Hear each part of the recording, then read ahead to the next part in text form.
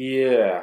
Hello everyone, this is Foxcat and welcome back to another video game review where today I got a level view. This one might be the most hardest one to do, but considering that really I do somewhat enjoy it. Well, I probably do enjoy the game. As you guys obviously know, if you pay attention if you've been a long watcher of my channel or basically new, you may obviously notice that yes, I do play Puyo Tetris 2 on my channel. Or at least I started to, but after a while I dropped it. So today I want to explain not only why I dropped it, but also want to do a quick review on it because I consider it to be an okay game. In fact, surprisingly enough, I still play it. In fact, I played it today just to get a feel on try to figure out why I dropped from it. And the answer is actually kind of simple because of two major problems. One is the fact that it's a little bit boring, and two, it has a little bit of too much difficulty curve. But if you're really intrigued of puzzle games, I do recommend. So before we start, I think we need to explain what the hell is Puyo first before actually even diving into the whole part with the Tetris, because we all know what Tetris is. And for those who do not know, Tetris is a game that involves falling blocks, and you remove those blocks by making a line kind of thing. It's pretty simple. I don't even need to explain it. But for Puyo, it's a very unique effect of gameplay, which instead of blocks, you use blobs, and the way you do it is you match the colors up to 4, and to make a chain, you have to literally make it into where it's a domino effect for every color to burst at the same time. And actually, to be honest, while I did bought the game mostly for the Tetris part, I did play most of the Puyo part as well, and it's actually pretty fun, especially very much once you finally get the knowledge of what you're doing. However, with that being said, what about the game itself? Well, to be honest, the game is very lacking, to be honest. And I say that because really, there's not really a whole lot to do. Now, side note, this is coming from a guy who doesn't have friends who play Puyo Tetris 2, and even then, this thing has been dropped long gone, to say the least, because this thing was released back during the very, very early days of the Switch when it's first starting out as a baby, and now it's like fucking 5 years old, for Christ's sake, which is that old. But that doesn't mean isn't good. It's just the fact that it can get very boring at times. The biggest boring and kind of the big oof, although it is kind of positive depending on the person, is the fact of the adventure mode. Now, as you can see here, the adventure mode is the green one. I'm going to click on it, even though it wouldn't matter. And the whole point of it is you go around doing stuff to, it's all about the story. There's a map and you gotta go through it like any other story adventure mode. And as you can tell, as you may tell, there's a lot that hasn't been fulfilled with stars. And here's other proof as well, just to prove a point. However, you may notice I still went through them. Yeah, that's because, believe it or not, what makes this game so weird with its story, but first of all, the story is fine. It's generally okay, especially if you pay attention. It's definitely goofy, to say the least, and I did have to pay attention, but over time, I will admit, I skipped it a lot. But the problem is, which is kind of a blessing in disguise depending on how you see it, I literally, if you lose in the adventure mode, you can just skip the level without even consequences. And that's nuts, to be honest. That's literally nuts, the fact that it is. I did play through the story mode. It's just literally just basics on how you do stuff. But literally, that's nuts how you even skip that, which, to me, I see that as a good thing and also a bad thing. The good thing is, hey, at least it's not hard. And plus, also, you gotta unlock a little bit of characters in this game. So, who cares? So, it's an old fair game. Like, trust me, that's easy. And plus, also, if you just want to enjoy the story, you can. Heck, you don't even probably, after you get done with the whole gameplay, you don't even need the gameplay to view the story, which we'll get into in a bit. However, the problem is that's way too easy. Because I understand that, I'm a casual player. I don't really like hard crap. I mean, I will admit I'm a bitch when it comes to hard crap because I'm not fucking toxic and bullshit. But there is sometimes a challenge. You have to have levels be locked and all that and stuff. And I'm like, yee. But like I said, it can be pen either or, to say the least. And then we get to the solo part, which is mostly where I spend my time at, which is the yellow one here. And we have literally these choices. I'm going to try my hardest to do this without clicking on anything. First off, we got versus, which is just the normal thing. Then we got skill battle, which is completely stupid, to be honest.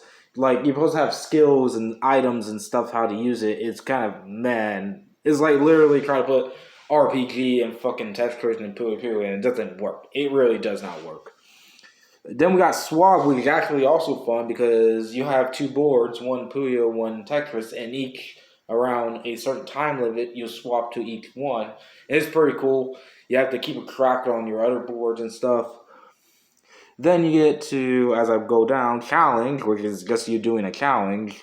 I haven't even touched that one.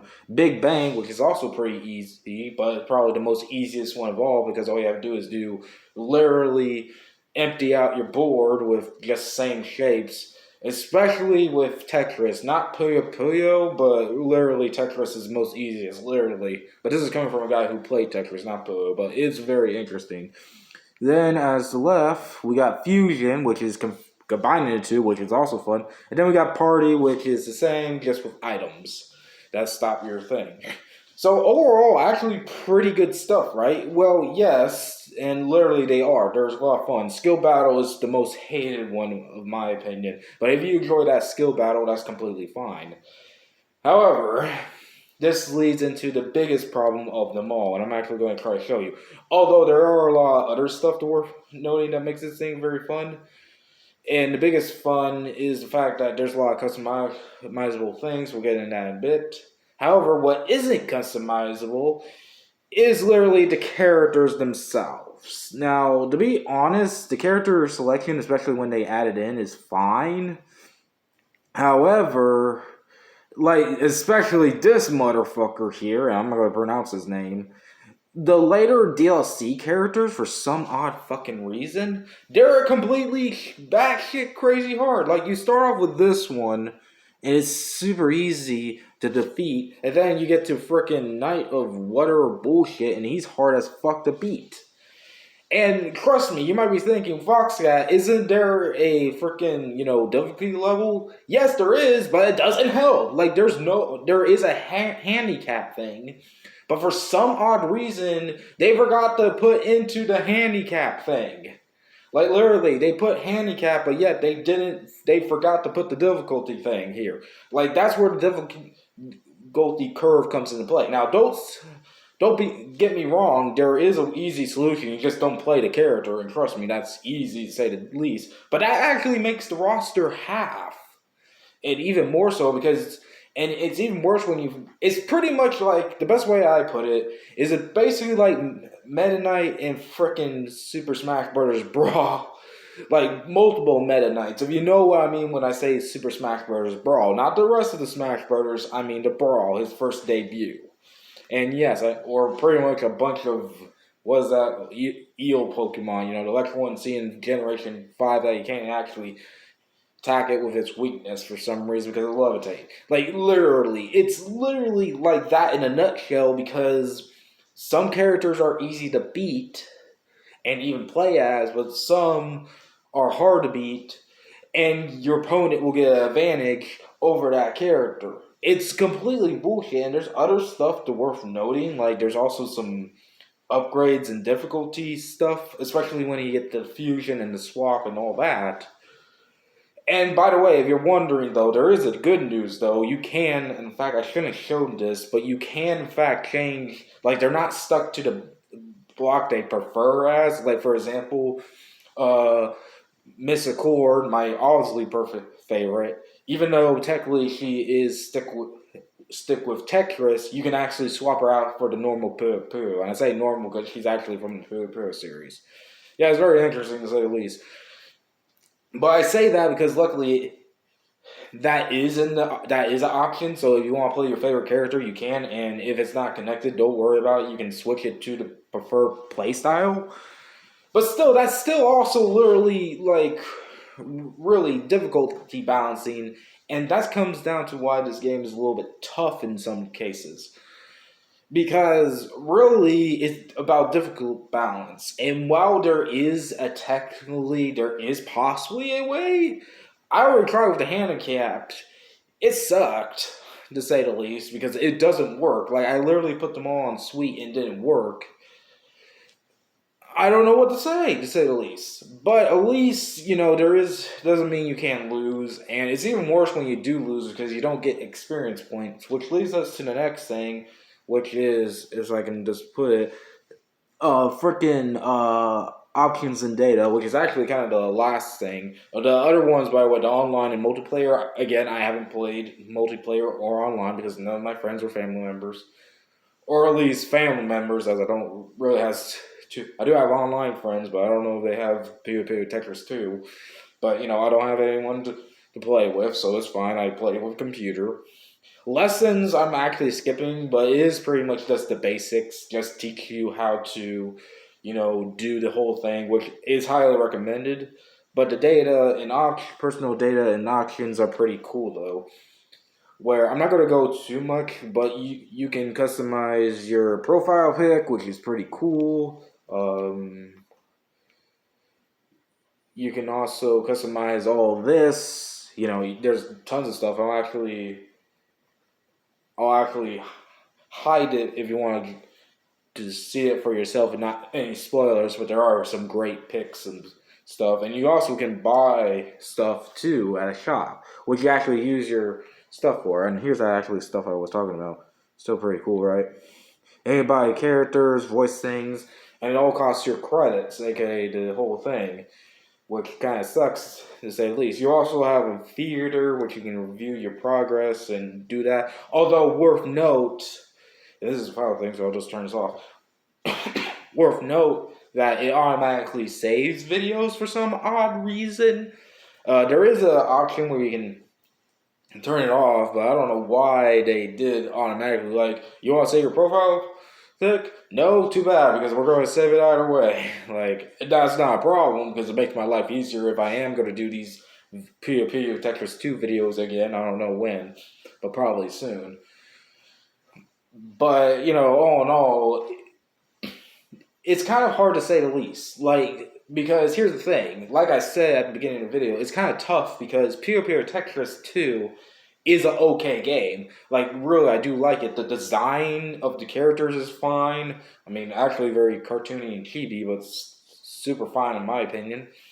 The idea is great and it works very well in execution a little bit. But the problem is there's a bizarre...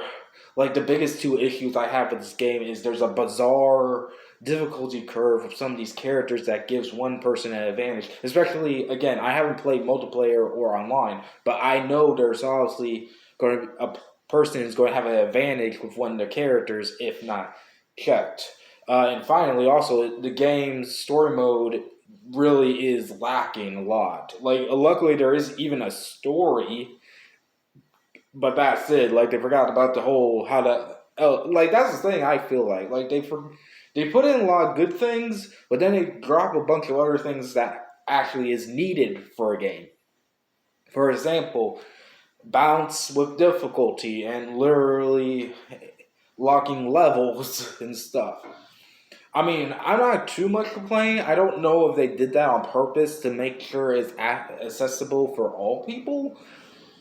But the way they did it was so weird and janky, it was nuts. Like, really. But overall, I do think the game is, okay. I mean, I still will play it. I even just play it now in order to literally do this review to get myself fought with this game. But yeah, pretty much that. It's like it's kind of meta in kind of ways. But if I had to give a grade, it would be a B plus, mostly because it's kind of you know again janky. But it's still a good game that I recommend you guys to grab if you have a chance to, especially if you want to learn Puyo Puyo, because I think the game does at least somewhat a good job as trying to get people to learn Puyo Puyo. And if you don't care about Puyo Puyo, don't worry about it. You got freaking Tetris, and hey, you got to both sides. Like, trust me, this game is worth your money. It's just that it's kind of a weird game. But anyways, this has been Floxcat, and I'm snapping out here. Bye bye.